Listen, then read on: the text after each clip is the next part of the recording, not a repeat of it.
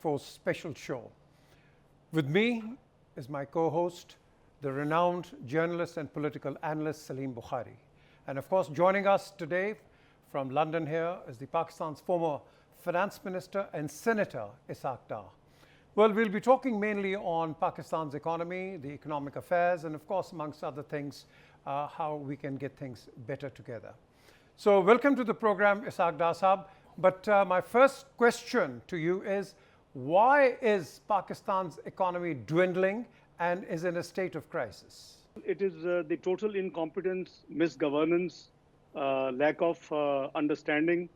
Let me quote Mr. Imran Khan, what he said just a few days back in the convention center when he just shared with the nation the 3-year performance. He said he had an amateur team. They were inexperienced. They had to go to the IMF. IMF put place very stringent conditions, and they asked us to devalue the rupee and also levy taxes on the public. So you see, this is what they used to claim, that they have 200 people of experts who will just fly, and Pakistan would be converted into heavens, and there would be honey and milk canals in Pakistan.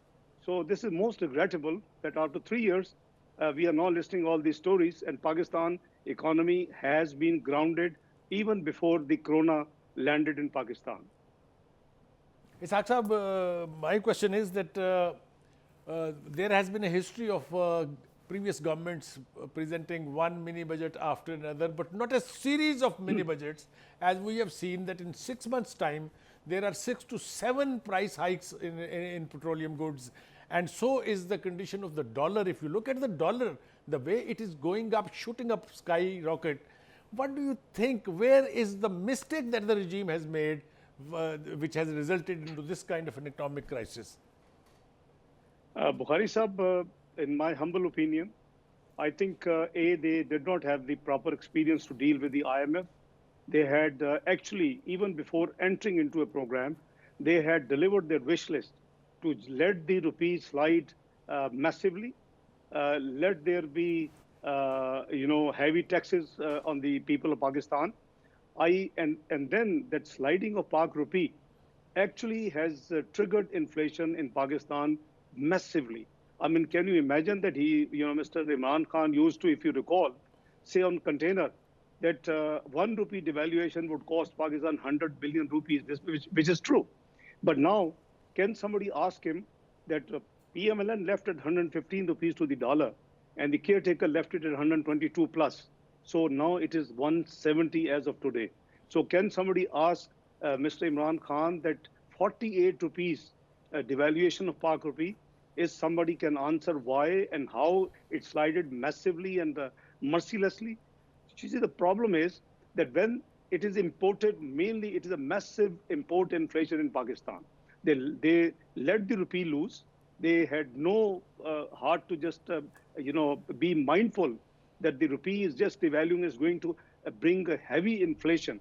So you see the inflation as a consequence, just what we call Mengai. We brought the inflation with hard efforts to around 4%, the consumer price index, and the food inflation, which is concern of 22 crores or 220 million people of Pakistan, we brought it down to around 2%. Where it is today? Last November 2020, it reached 24% in rural areas and 19%, in the cities. Now this is unsustainable. Even today, it's a double-digit figure. It's about 12%, 13% in the cities and about 14-15% in rural areas. So you see, this is where it triggered. Then they made the second, obviously, consequential decision to, jack up the interest rates. If you recall, before COVID or Corona, they increased the interest rate from 6.25%, where PML left in 2018. They took it to 13.25%. Now that ruined the business and the trade, community in Pakistan. Now it is courtesy COVID that they had, half-heartedly brought it down to 7%. So this has really caused huge inflation. You name any product today, from sugar to the oil, ghee, or you take a flour, or you take pulses. Almost all the essential goods. Almost all the essential goods. All essential goods have at least doubled in 3 years. And the prices of essential medicines, which obviously life-saving drugs, they have gone to 500%. something like 300 to 500%. Yeah. Who can afford this inflation in any country like Pakistan? It's impossible. So, Bukhari sir, your question to answer simply, it is a totally gross mismanagement. It is a lack of understanding of the things and immaturity. Unfortunately, they couldn't care less, and they just landed it. And I'm glad at least Imran Khan had the courtesy to confess it to the nation in the 3 years performance. This event he held recently in Convention Center, and I have given a full 95 minutes rejoinder to his 1 hour that event. Dasab, now we know that coronavirus, COVID-19 has affected the world economically as well. But how much of a damage and how much of a drawback has Pakistan suffered because of that? PJ, let me tell you, frankly speaking, if you analyze with complete honesty, you will find that the Pakistan economy had been grounded before Corona became active in Pakistan. Now, this is a fact. So, Corona, in fact, has in a way has been, I would say, a blessing in disguise for this government. Let me tell you, you will be surprised what I'm saying. Let me tell you why. Number one, about $2.75 billion of the installments of the previous loan they would have paid by now, those have been deferred. That's the first benefit they have. The second benefit, they had about $1.8 billion of soft loans in the name of Corona, which the world financial institutions, IFIs, we call them, they were giving to the countries like Pakistan. Now, the third one, a recent one, they have been now the IMF has, the twin institutions in Washington, they have given the developing countries and the countries who are very vulnerable situation, they have given extra SDRs. Under those, Pakistan got another $2.77 billion. Can you imagine these amounts? So these actually, blessings in disguise actually have helped this government, in terms of their foreign exchange reserves, in terms of their, affordability of the imports and etc. So I think, frankly, previously it was all the blame was going to previous government or governments. Now the second added phenomena is Corona. So this is ridiculous. It's not 3 months. Mr. Khan promised 100 days he will change everything and he has everything, all plans ready. He had 200 experts to fly in Pakistan, etc., etc. I don't have to remind you. 10 million jobs, 5 million, houses, and etc. So all these things, none of the promise actually materialized. You see, the country runs, or even a house runs. What is your expenditure? What is your income? And Mr. Imran, I'm sorry to go interrupt you. I mean, one puzzling question is the GDP part of it. When you left, it was 5.9. Then we saw it going even into the negative. Yeah. Then suddenly this year, earlier they claimed it's 1.9%. And in 6 weeks' time, it rose up to 4.9. How it happens? Because every financial institution across the world say that Pakistan economy is in shambles. Please explain this whole scenario so that a common viewer can understand what actually is this game plan. Dekhiye, Bukhari sahab, the most important economic indicator is obviously the GDP, your gross national income and your gross domestic product. Because if you have high GDP, you will have better per capita income. You will have, the development in the country. You will have resources. You have activity. You will have jobs, and you have cut in the employment. You have cut in the poverty, as we did. So, unfortunately, the very first year, this government declared that they had 3.3% GDP growth. I instantly said that this is not possible. The ground realities, you can guess it. You can, by 3 decades in the politics and in this field, I can smell and I can guess what's going on. So I've been criticizing, and very quietly, after almost when the first year was passing, they revised it downward to 1.9%. Now, that was really shocking. That you had claiming 3.3%. Now, such a massive revision downward was very big surprise. Then second year, they declared that it is negative 0.4%. Now they have revised it to 0.5% negative. Fine. This is after 68 years, Buhari Saab, that the Pakistan GDP growth has gone negative. So we raised the economy, the GDP, to about $350 billion. First, they got it huge hit, and they brought it down to $264 billion. Now, with the little growth this third year, now they're still much below the size of GDP of Pakistan. Is still less than $300 billion. They say about $294 billion. Now it's little surprising, and people, including me, are puzzled how they have now declared the third year as 3.9% GDP, because they were talking of 3.1, 3.2%. Now, there are only two possibilities. Either they have changed some mechanism to calculate, or the last year baseline is not 0.5% negative, it's something like 1.5% negative. If it was 1.5% negative second year GDP of PTI, I can then accept mentally and professionally that it could be 3.9%. But that's where we stand. And unfortunately, I think it's a very sad state of affair that the GDP of Pakistan, and as a consequence, the latest report, 6th of April 2021, World Bank, what they say, in Pakistan, 20 million people lost jobs in these 3 years. What they say, 6.7 million people, they reduced their income, their average income which they were earning before this government. What the third thing they say is even mind-boggling. 40% of the population, they cannot afford 2 square meals. Now, this is the state of Pakistan economy, and they are moderate to severe. There's a food crisis in the 1/3 of the Pakistan population, and things are very serious. I think they are taking it very easy, and they're just putting blames on previous government's corona, and corona actually, as I said, explained, actually has been blessing in disguise for this government. They just mopped up, almost $7-8 billion in the name of corona so far, either debt scheduling or new soft loans. Dasa, the opposition is seen as a government in waiting and has its opinions. But in your constructive criticism sort of a view, what do you think? Do you agree that we lack in market regulation, we lack in consumer protection, and we lack in controlling prices of what we are actually basically here talking all about, with all the figures, on the GDP growth and other growth?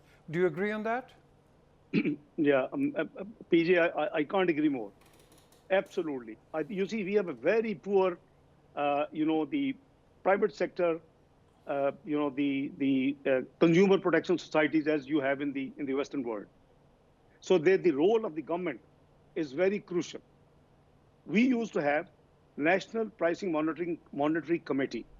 I, as chairman, as finance minister, was the chairman of that committee. The provincial food departments were members. The federal food security ministry was its member.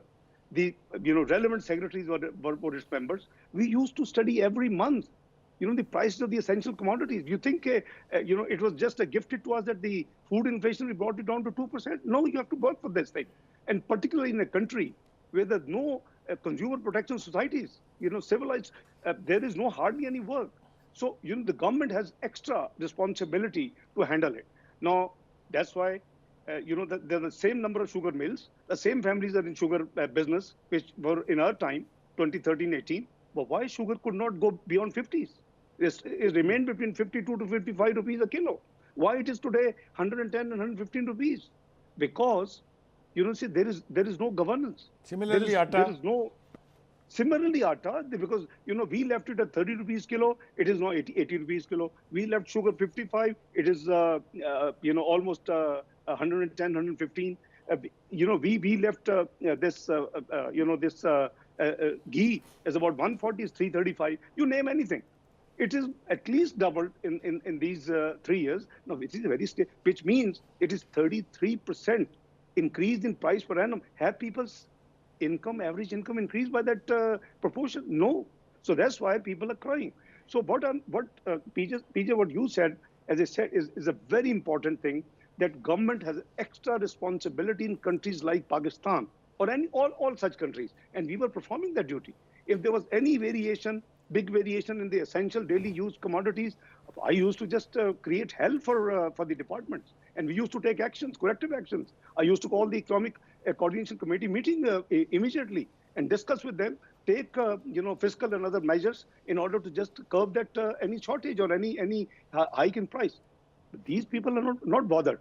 There is when sugar crisis start, first of all they make this blunder, I would say, that the country, they, without checking whether there is a real export surplus, they allow 1 million tons because their ATMs and their other donors are in that industry. And the moment they do it, obviously, if there's a shortage of sugar and the price goes up 10, 20 rupees, then they set up an inquiry committee, price goes another 10 rupees. Then there's a provisional report, there's price another 10. That's how we have reached almost 110, 120 rupees per kg sugar. So see, every item is like this. You have a sugar mafia under the patronage of this government. You have a flour mafia. You have public has all the record. You have a medicine mafia.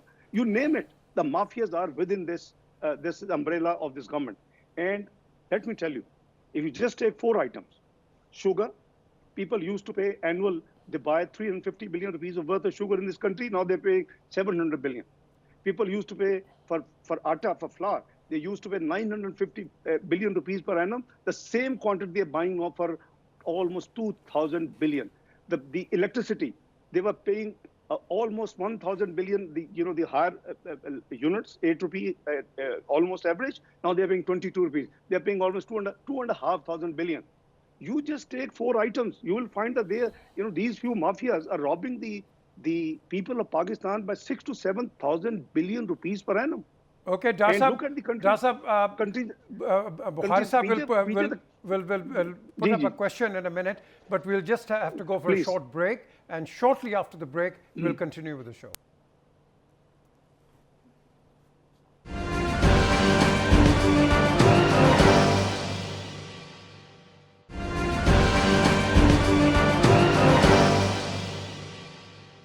Welcome back to the show. We are speaking to the former Finance Minister of Pakistan and Senator Ishaq Dar. Well, just before the break, he gave his viewpoints. But Bukhari Sahab, you got some questions. Yes. Dar Sahab, sorry if you find my question a bit longish, but I really want the viewers to understand the situation. You see, the government is now known for heavy taxation. They have gone to tax almost everything minus our breathing. I wish we are not taxed for that also. But there is no relief.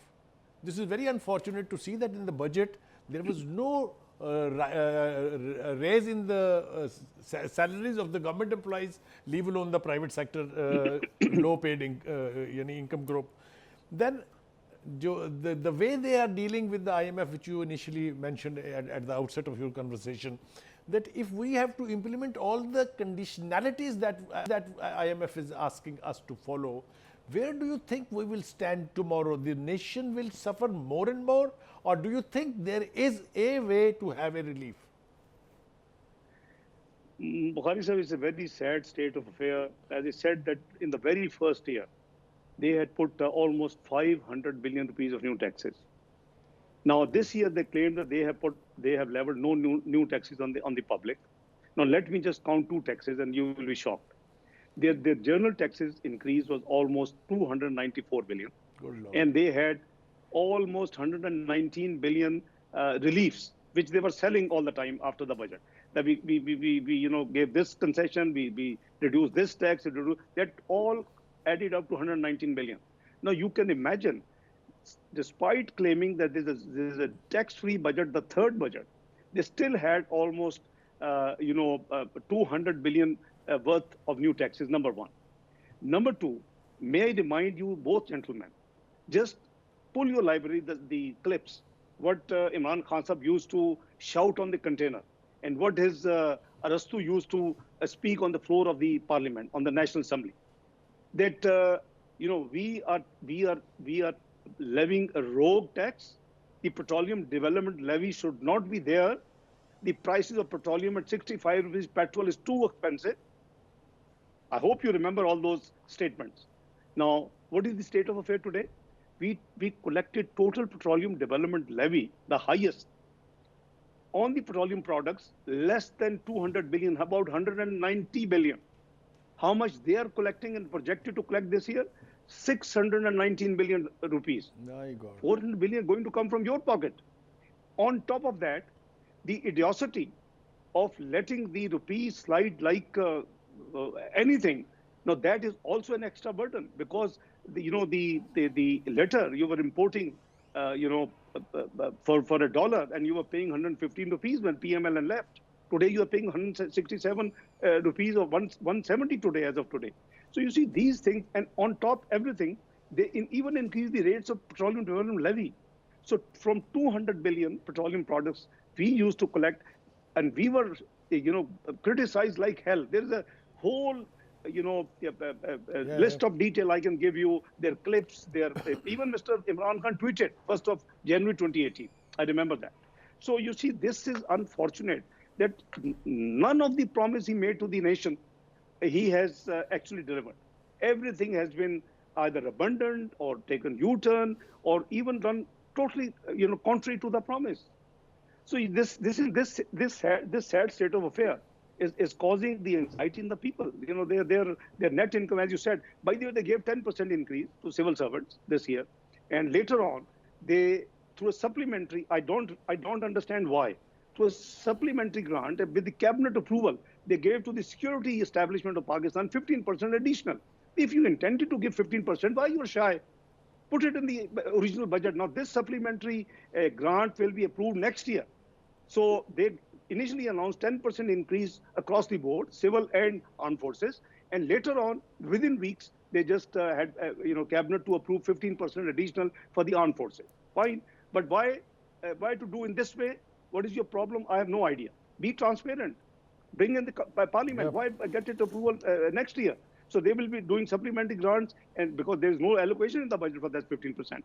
So you see, this is a government which claimed to be that they will be transparent. They will be very 15 to 20 members cabinet, and there'll be 2 employees in the prime minister's secretariat. A prime minister will come on bicycle. All those promises just flew in the air. There's nothing he has delivered, and he has live up to his promises. Unfortunately, he hasn't. Unfortunately. Dasab, going back on what you mentioned about the budget, and of course, Bukhari Sahib spoke about the mini budget. Would you agree that we waste a lot of time on the budget when the standing committees can thrash out the minor points and refine it and then present it for budget, rather than present the budget and then discuss on it? PJ, I think there are both systems work in the world. There's no harm if you, as long as you do not keep bringing the mini budgets. If you want to go through the committees, engage, and they put up a draft, and the government fine tune according to the resources and their projections, that's fine. And otherwise, it works other way around. There's nothing wrong in that.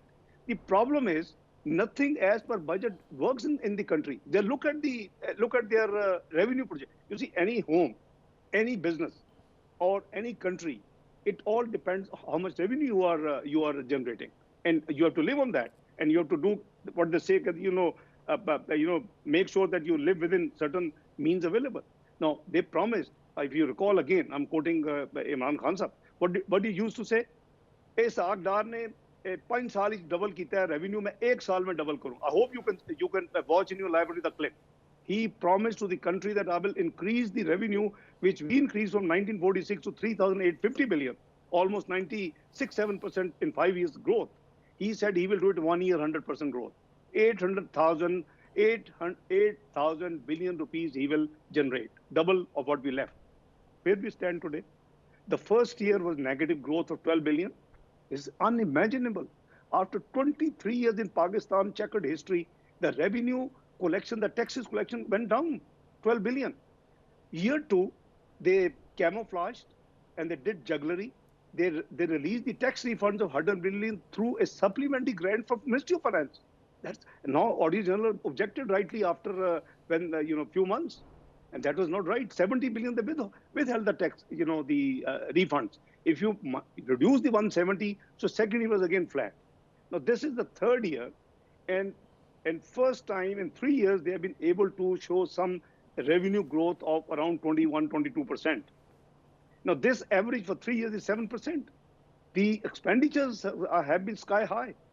And because of their, again, fraud policies, if they had not increased through monetary policy, the interest rates in the country from 6.25 to 13.25. That alone cost them about 1,400 billion rupees extra. There is no worry at all. They are not bothered. So you see, this is a mismanagement, and I'm so puzzled. I don't know why such a lack of knowledge or lack of understanding or lack of commitment or lack of vision. God knows. So you see, the facts are in front of you. That's the kind of economic mess that we are in, and the government has already brought in three finance minister and Shaukat being the fourth one. Four.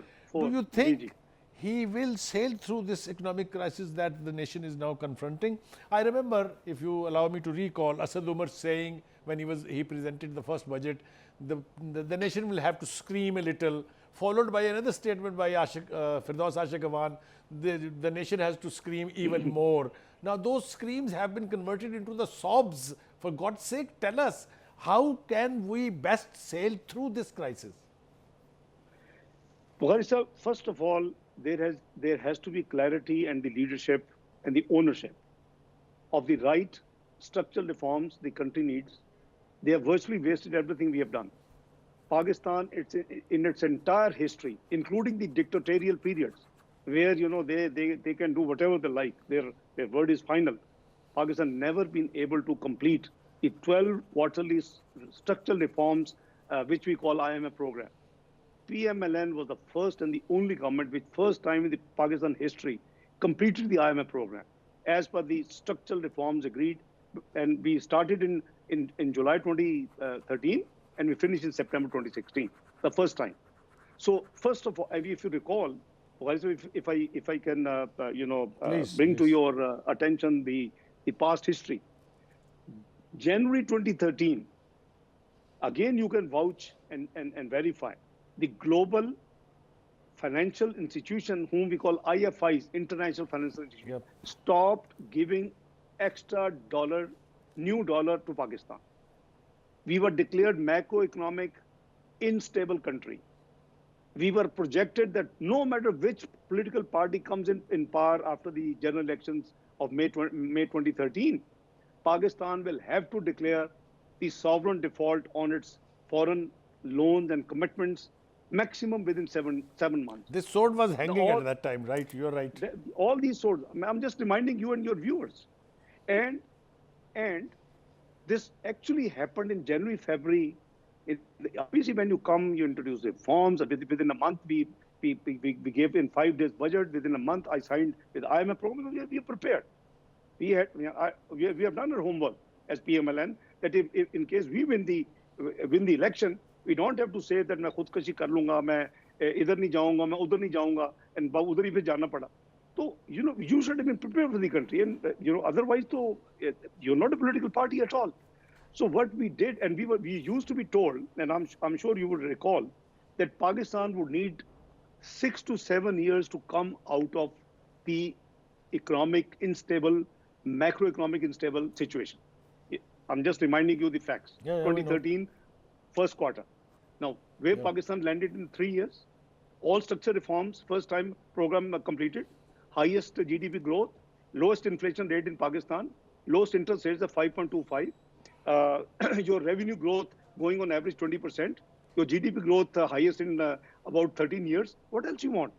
But then, I don't know who are those hidden hands who cannot see Pakistan progress or take off. What the international community was saying is a pleasant surprise. Forget about India. They were saying that look at Pakistan. What Japan, JETRO said, the second choicest place for the foreign direct investment. And it was flowing. CPEC is a good example. And what was the final good news? Pakistan would join in next few years the great G20, the great economic club of the world. And it will be 18th economy of the world. Where are we now? After 3 years of a remarkable performance of Mr. Imran Khan Niazi government, we have been now projected that Pakistan would be 54th economy instead of 18th economy in the world by 2034. So this is what we have achieved, and this is the nutshell. So you see that this is very sad. Heart bleeds. So as I said, whenever Pakistan takes off, some hidden ends play, the conspiracies come in, and then there started the Dawn drama and the Panama drama, and the political instability led to led by certain quarters and ended up disqualifying three-time elected prime minister on a flimsy,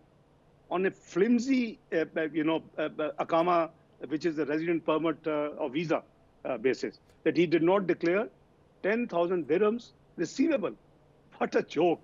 Countries accounting of Pakistan even today is cash accounting. When you receive, you declare.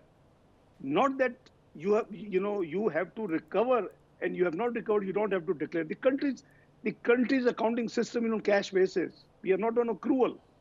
And we say, excuse me, this Mr.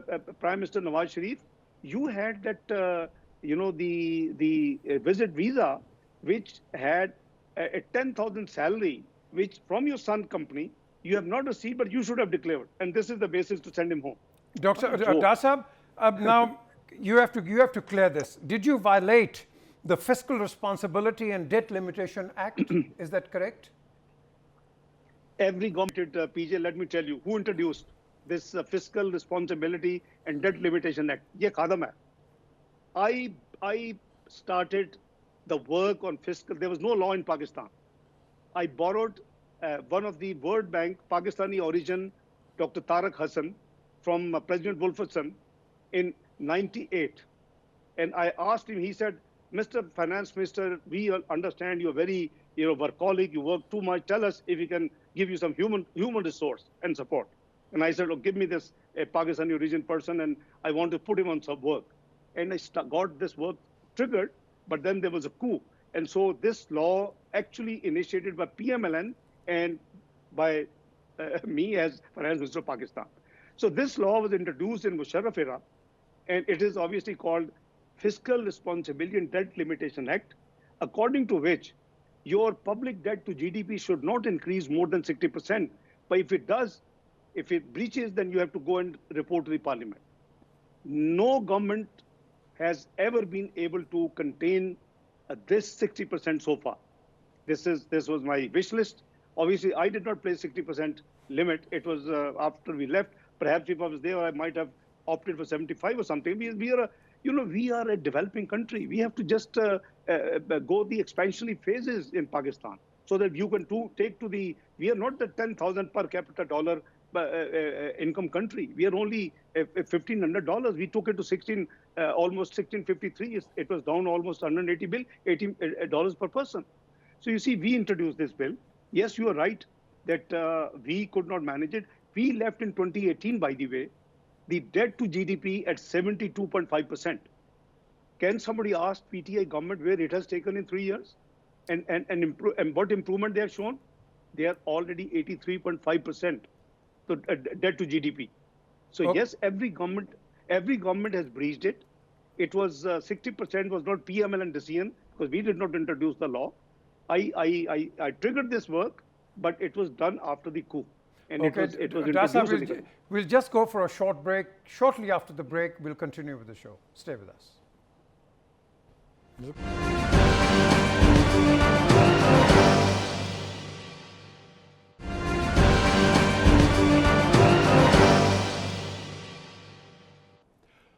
Welcome back to the special show where we have the former Finance Minister of Pakistan, Senator Ishaq Dar, and we are asking him about his views. And of course, we're not doing anything on politics, but on the economy and how we can get the economy right in the country. That's another thing that I want you to clarify for our views. The accusation against you has been that you have been figure fudging to just show the rosy picture of the economy. And the other thing was that you injected dollars through the state banks to keep the dollar stable. I want you to tell us, I want you to enlighten us what the present government is doing, what they have been accusing you for. Bukhari, let me tell you two things. Number one, the figures are neither my figures nor any other government figure. The figures are figures of Pakistan, maintained by Pakistan Bureau of Statistics, State Bank of Pakistan, and Ministry of Finance. And these figures are monitored and actually vouched and verified by the international lenders. Rather scrutinized. Yeah, postmortem virtually. Yeah. So again, it's a misfortune of this country that you have a prime minister like Imran Khan Sahab. What he said in convention sector while he was giving figures, ये figures Isaac डार दे नहीं, ये figures मेरे ने. और भाई ना तो Isaac डार के figure है, ना इमरान खान के figure है. These figures belong to people of nation, Pakistan the and are state. managed and maintained by the state. Pakistan Bureau of Statistics used to be an arm of the Ministry of Finance, and there could have been some influence, but alhamdulillah, this has been made autonomous a long time back. So they're totally autonomous. So figures, number one, figures can't be fudged, can't be, tampered with. And if anybody does it, it can be maybe a small, tempering, but it will get caught immediately. Number one. Now on injecting dollars through State Bank to keep the dollar stable. I'm coming to that. If you recall that again, Imran Khan Sahab used to claim, and whatever he's fed, he's told, he believes in that and he says so. This is my belief. I'm giving him some allowance.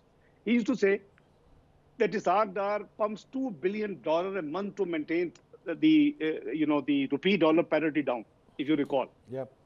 This government has been there for 36 months plus. If though $2 billion a month were used, where is that saving of $72 billion by this government? It's simply not possible. You see, let me tell you, again, the market-based exchange rate was introduced by PMLN when I was finance minister in February 1999. And it has been working since then. When you say the real, exchange rate mechanism has been introduced, all bullshit, this is all old. Nothing new. It was in February 99, Pakistan has been working on that interbank rate. But there are certain, situations where your imports bill of the country minus exports earnings, minus the remittances of expat Pakistanis, there is a shortfall. Yeah. Now, whether your rate goes 115 or it goes to 170, no other country is going to put in dollars because the rate is up. So you should be conscious of this. Many pseudo-intellectuals in this country, as I said, in my opinion, the mother of all problems is the devaluation. Yeah. The inflation has been triggered by that. And without taking a penny, with 1 rupee, if you have 100 billion, what Mr. Imran Khan used to talk on container, 100 billion extra loan without taking a penny. So he has already added almost 47, 48 rupees, to this disparity against rupee. Dasab, we are running short of time. A question here. Yeah. Is it true you left an external gross financing gap of $30 billion without arranging the needed financing? Is the figure correct or wrong? This is absolutely trash. You see, you have to give me a couple of minutes to understand this thing. Pakistan was running 18 hours of load shedding. Pakistan was having 3% plus GDP growth. Pakistan was having very low, development infrastructure projects. So what we did, in a short period of 3 years, while we increased the revenue, we doubled the security expenditure. We fought and financed two main wars against terrorism, Zarb-e-Azam and Raddul Fasad, and then Karachi operation, third one. We doubled the provincial share from the divisible pool.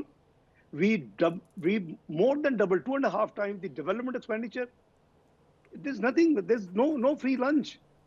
So country had delivered megawatt of project, LNG projects including 3,600 megawatts. It doesn't come free. You invest. So, when you invest, if you borrow, ask any businessman. If you borrow to invest, this is a good business. You constructed in Pakistan in PM and tenure Lahore to Islamabad motorway with 29 billion rupees. Yep. Construct today, you need 300 billion rupees. No, you can't afford it today. Darsab, I will also take the advantage of very limited time left for us. I will fire you 2 questions at the same time. First is... Just one second, please, if you please, kindly... Please. All I'm saying is the first year current account deficit was 4 billion. The second year was 4 billion. The third year was 4 billion. In the ballpark, little few 100 million up and down, 4 billion average. The fourth year, we knew that we had to pay for all these developmental projects, the imports, which were actually essential. Do we want to live in the 18 hours load shedding still? No. We wanted to just get rid of load shedding, want to expand. So that was fourth year, 12 billion. The fifth year where I was not finance minister was supposed to be around 12 to 13 billion, which were our projection if I was there, but it shot up to $19.9 billion. It's not 30 billion. That number is wrong, 19.9 billion. But there are certain, essential, the imports. And if you carry out the breakdown, you would know where the money went and who spent the money in Pakistan. So I think in the national interest, that reply should be sufficient. I would like to have your comments on the indiscreet use of NAB against the business community in Pakistan, what impact it has on our economy. And I would like you to please tell us what is the way forward. I want you to at least enlighten us what the government needs to done immediately to come out of this economic mess. The Bukhari sahab, your question, three questions in one, three in one. Number one, I think we have scared away the business community and the traders in Pakistan by, politicizing NAB and political persecution of the trade and business leaders in Pakistan who had affiliation with any, remote affiliation. The businessmen have affiliation with their own businesses, by the way. But we have made them scared. Correct. I can name you few big business people who have actually left Pakistan and they are now non-resident Pakistan. That one of the biggest businessmen has even left the nationality and he's got the another nationality. I don't want to name anybody because it's not fair to name somebody. But that's right. if you ask me, privately, I'll tell you. Number two, so this has been wrong. If you have tax laws, if you have all the laws, this law is draconian law. This was General Musharraf introduced this law for political persecution of opposition, and exactly what is happening. And where they see that any businessman having any past association with the PMLN or the opposition, they just try and screw it and they create problems. So people are just scared. People are not investing, anymore. FDI, the foreign direct investment has sunk. So I think the better way is that the laws which are normal and regular laws, which includes your Competition Commission of Pakistan, which includes the Pakistan Telecommunication Authority, you have all the regulators. You don't have to, you have FDR, you have all these institutions. So I think the NAB vis-a-vis businessmen, I think it has to be, put an end to this nonsense, because otherwise you will have no confidence of the business. The additional disadvantage is that even bureaucrats are scared. Now, nobody wishes, according to my feedback, they are scared to do anything. Yep. And even your ministers would be, those who are really honest, they would be reluctant to take any decision that tomorrow this NAB will come, why did you take this decision? They would not care for the constitutional protection to the ministers. Correct. I think Article 248 gives the protection. If a minister has taken a decision in good faith and there is not mala fide, God forbid, any corruption or any kickback involved, then his decision, even if it is a wrong decision, is given a total protection in the Constitution of Pakistan. And is nothing unusual. Entire world has this protection. Otherwise, who would work for the country? So you see, these things have to be settled and ended if you have to move forward and take Pakistan forward. We've run out of time. A final supplementary, a very quick question and a very quick answer. When do we see you and the former Prime Minister back in Pakistan? Inshallah, very soon, once the COVID is over and the medical treatment of the Prime Minister Sharif and myself have been taken care of, I think, inshallah, it's our country. Nobody can stop us. Inshallah, we will be back in the country. Inshallah. Looking forward to seeing you back in. Thank you very much. That God was bless. the former Finance Minister of Pakistan, Ishaq Dar, speaking about his viewpoints on the national economy of Pakistan. Well, from us here on UK 44, my colleague, the renowned journalist, I always call him that, from him and from me, Khuda Hafiz and goodbye. Thank you.